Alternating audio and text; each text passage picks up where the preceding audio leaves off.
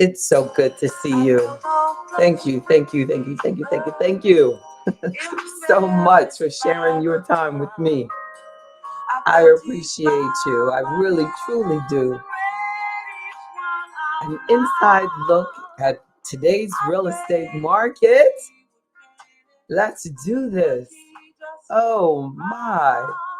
It's Wednesday, and I'm JB Bryan, President and Chief Investment Officer of JB Bryan Financial Group, a registered investment advisory firm and the home of Afro Economics, established in 1995. We are making our way into that 30-year mark, y'all. Hang on. Hang on. Oh, yes. I'm so blessed. Thank you. I appreciate you. I see you. I'm going to do better. I'm going to put your chat up. Make sure if you ask any question, if you need anything, please let me know. This is a good time to ask any questions that you may have. You can email me at jb@jbbryan if this topic brings up a thought. jb@jbbryan.com. jbbryan.com. Indeed. Make sure that you don't hesitate to reach out. Tell me what's on your mind. Let me know what your thoughts are. Now, this is a busy business environment, busy environment. I've been talking to a lot of clients about the government situation, having some really good conversations with my clients that work for the federal government, because I tell you, planning is everything. And because they're members of Afro Economics and been members for years, no, we're ready. We're ready. Now, I believe, as in the book, Afro Economics, Our Black Wealth Matters, and here's the workbook. And we've been doing this stuff, y'all, for a while, right? And we've been doing this seven, I don't know why I want to say seven. On AI, it says there's seven principles to Afro Economics, but in reality, there are 10 principles. How are they going to tell me what I got, right? And in the 10 principles, I include entrepreneurship, because I think that each of us need to carry ourselves as an enterprise. Even when you're working for someone else, I think it's important that you realize that anything can happen. And if anything, that everybody can learn from this. And I have seen so many clients, too many, walk it to their desk in corporate America, and then boom, everything's different. Yeah. So the first, you got the letter, or they're downsizing, or they want you to go to a different department, or they want you. So what we do here, these discussions, while we have our one-on-one meetings, is because we want to be able to expect the unexpected, plan for the best case scenario, that you will always be able to take care of yourself, right? So today I wanted to talk about, because I keep seeing some different, business headlines about it's a buyer's market. It's a buyer's market when it comes to real estate. No, what do you think? Do you think that it's a buyer's market? Look at y'all being quiet today. I'm gonna take it. I'm gonna take that downside. But if you say something, I will bring your comment. I will bring the comment back up so we can all see it. But you know, is it's a buyer's market, and that is the way that it's seen. But why? You know, why? Well, that's because the average home value has increased, but the prices, according to the research, the prices that people are accepting are lower than the market value of the house. So that means that, that actually buyers are coming into, even if they would list the house and say, I need to make at least this, according to the numbers, they're accepting, like 98% on average of the house market value. And that is like at a 2-year low, because you all remember when there was a time, and then this of course depends on what housing market that you're in and where you live and what the house is and where the neighborhood is and all of that kind of stuff. But we're just talking about averages. Somebody out there, keep it together. We're just talking about the numbers that, just goes with averages out. And so on average, people are selling their homes for less than what the market value of the home is right now. So you can interpret that as a buyer's market, because if you are in a position to buy, especially if someone has cash, why would the cash matter? Why is cash so great? Well, because people that have to finance in a market that is of high interest rates, like right now, interest rates are higher than most buyers want it to be. So with the average 30-year mortgage as of January of this year, it was almost 7%. Isn't that something? So mortgage rates have been elevating over the last couple of years.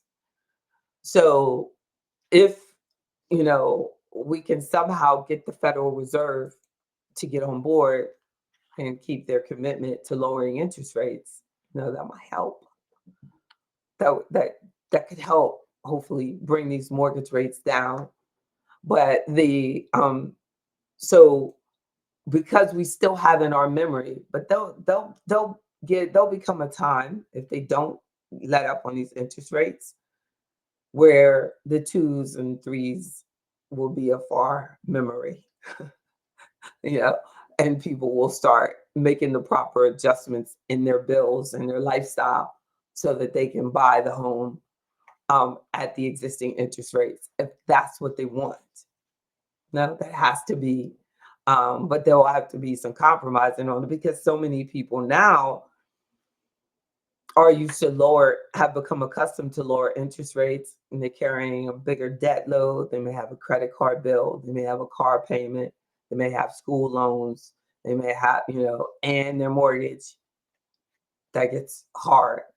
So even if there's people who actually want to sell their home, but won't sell their home because they know that the next house will be at a higher interest rate, they'll have to get a new loan for that if their current house, no, they don't make enough on that house to buy another house out in cash. So typically people are selling a house, then going to another house, getting another loan. So if you have the home and you have a 3% mortgage rate, say, that person it's hard for them to get excited about buying that house that they may want, but have to pay a 6 or 6.5 or 6.7 that they're saying for it.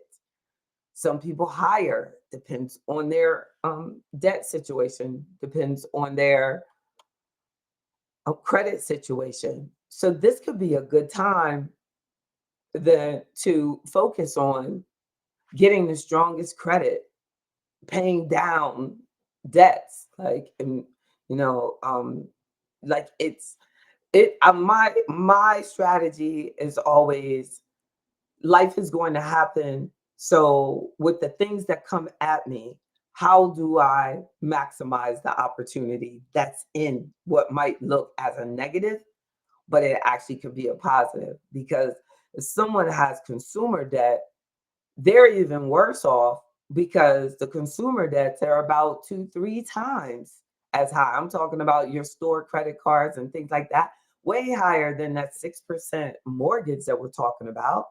So if you're afraid of a 6% mortgage, you should be terrified of an 18% credit card. So let's get rid of the credit cards, right? Let's do that. Let's do that. Well, the I don't know, but y'all scaring me because I know y'all always have something to say, and I apologize in advance because your your um your chats aren't coming through. But try anyway. But at least you're like on and but I have like, of course I'm not gonna go and try to figure it out, but I'm curious. But the chat might not have been added to the link that you used, and um but I'm just glad. I'm just glad you're here. I can see you. I just can't see your comment or your question. But continue to do that. And I'll try to go back to social media. And if you ask something and I see it on one of the sites, because all of the places I posted streaming live right now on all these different websites. So the if you put something there, that I will eventually, I think, get it. But don't forget to email jb@jbbryant.com. So the average home price in the US was 355,000 as of January of this year. That's just under 3% increase from 2024. So the prices are up as far as value, I should say, the average home value. And that's where you could see that the people are actually having to sell the house for less than that value, at about 2% less than value. So home prices recovered to new record levels in late 2023, but then declined in 2023 and early 2024. The prices recovered in 2024 and then reached new all-time highs in the first quarter of last year on the value, and that could be based on supply and demand. But the sales, they're talking about value, but it's like, on the sales, no, because of the interest rates and mortgage rates. January 2025, the average 30-year mortgage rate, 6.7. They've been elevated for the last couple of years. Isn't that interesting? The values have still been creeping up. Interest rates have been creeping up. Sales have not been creeping up. Mortgage demand has dropped further, has dropped. Even as interest rates have kind of settled in at the 6%, the demand for the loans could still continue to drop. Wow. Because what? The rates are too high. The housing market activity was subdued last year,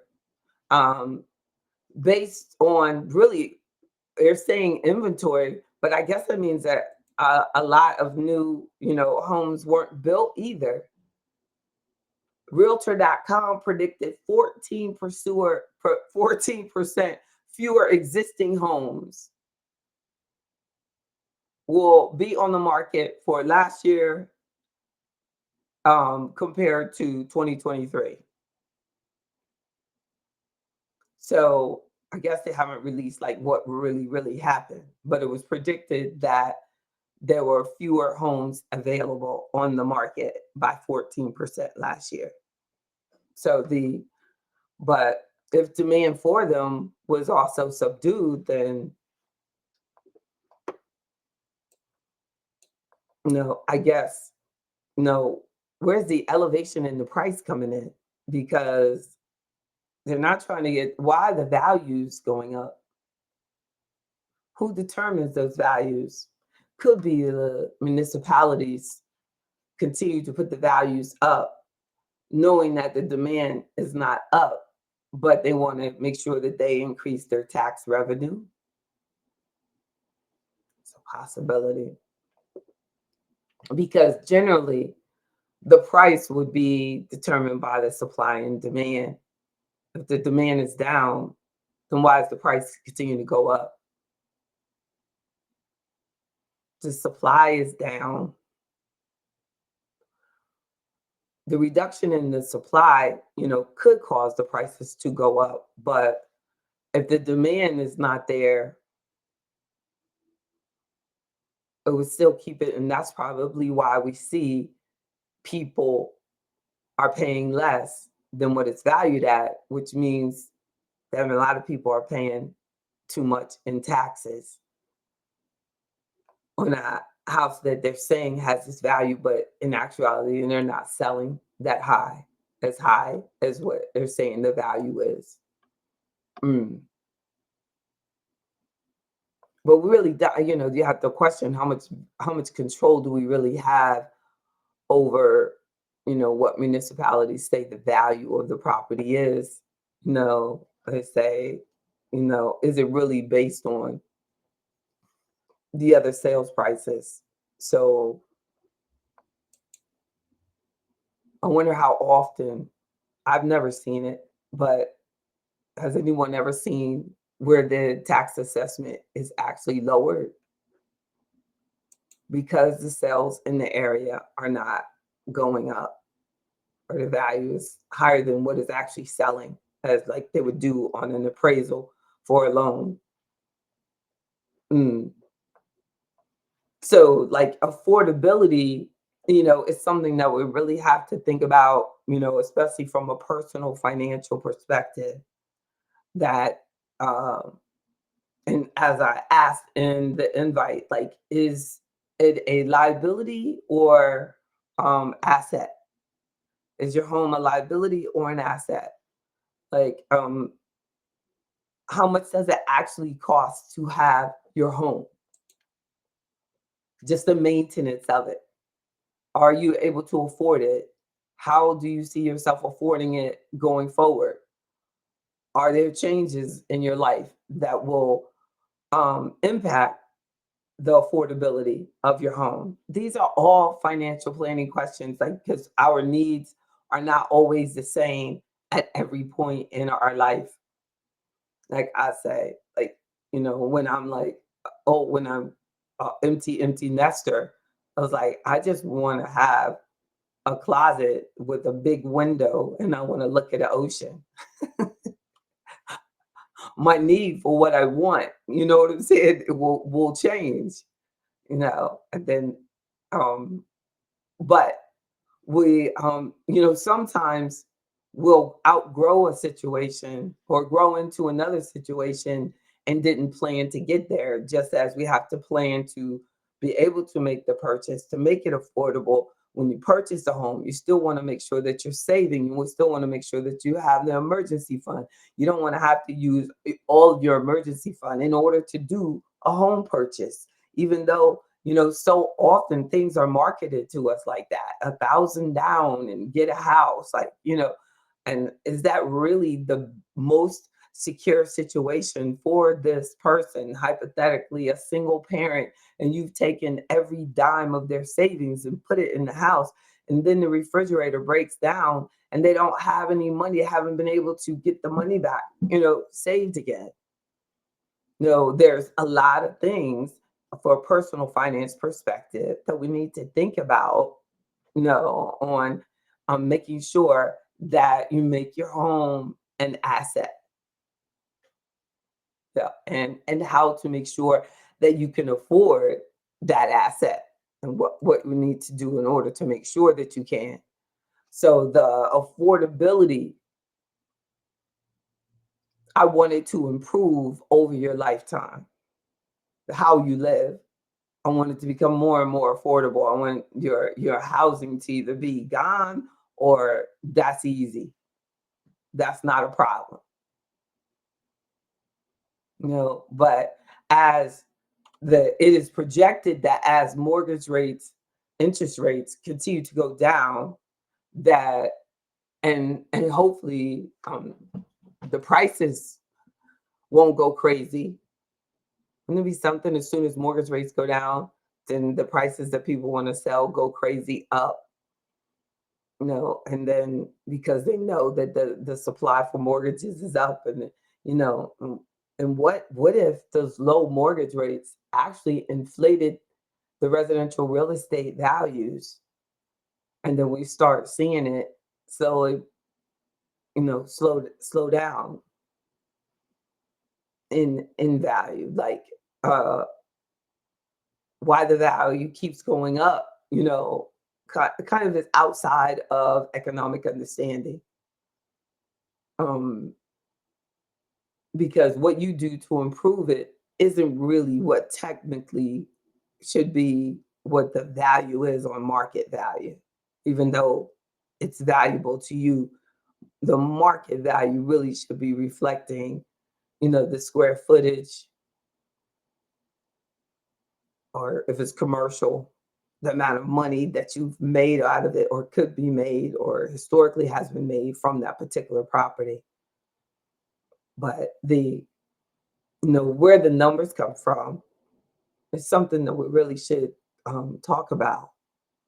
But I have seen situations where, you know, that you are totally out of touch with what it actually ends up selling for.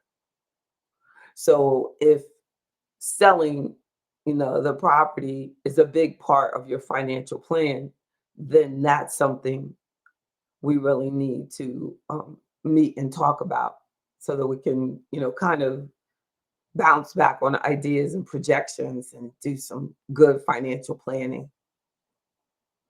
It's hard to guarantee, it's hard to know, but we can make educated estimates on what to expect going forward. But it's important for us to communicate. But that is today's real estate market and what I wanted to make sure that I share with you today. This will be in the library. Please subscribe, please share, please I know that unfortunately I don't know why you can't make the chat, because I see a lot of you and the numbers that are watching, but I can't see your comments, and I will get on Restream over that. But I appreciate you watching. Thank you for your consistency. Thank you for sharing. Thank you for caring. Thank you for for valuing financial empowerment. I will continue to bring it. I'll continue to try to help us in all the ways that I can. Don't forget, if you want an ebook, please email me, jb@jbbryan. Sign up for membership, even if you do just the complimentary no excuse membership. Make sure you sign up for membership. Communication is vital. And then the membership allows us to do one-on-one discussions about um, everything: your tax strategies, your investments, your benefits at work, your financial plans, educating your children, paying for your own education, paying for your next home purchase, proper ways of selling the house, all of that. Health insurance, life insurance, car insurance, home insurance. I'm licensed, thank God, in all of that. Have a wonderful, wonderful day. As well as I am your registered investment advisor and chief investment officer at JB Bryan Financial Group, a registered investment advisory firm and the home of Afro Economics. Continue to pray for me as I pray for you. God bless you.